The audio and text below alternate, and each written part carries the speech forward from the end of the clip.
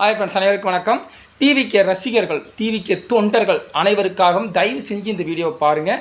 தயவு செஞ்சு இந்த வீடியோ ஷேர் பண்ணுங்கள். நான் இது வரைக்கும் ஒரு வீடியோ கூட ஷேர் பண்ணி கேட்கல. ஆனால் நம்மளுக்கு இருக்கிறது இந்த 3 நாள் பிரச்சாரம் தான் நமக்கு ரொம்ப ரொம்ப முக்கியம். ஏன்னா விஜய் பெரம்பலூரில் 16வது இடத்துல ஓட்டு போகிற சின்னத்தை வச்சுருக்காங்களாமா.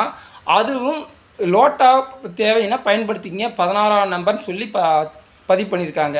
அது நோட்டீஸ் கொடுத்தனால நம்ம கட்சி தொண்டர்கள்லாம் அங்கே பிரச்சனை பண்ணிகிட்ருக்காங்க. ஆனாலும் ஒவ்வொரு தொகுதியிலும் விஜயோட சின்னம் எத்தனாவது இடத்துல இருக்குன்னு சொல்லி ஒவ்வொரு வாக்காளர்களுக்கும் தெரிவிக்க வேண்டியது நம்முடைய கடமை. ஆனால் விஜய் ஈஸியாக ஜெயிப்பார். ஆனால் சின்னத்தை கொண்டு எங்கெங்கேயோ வச்சு மக்களை குழப்பிடுவாங்க.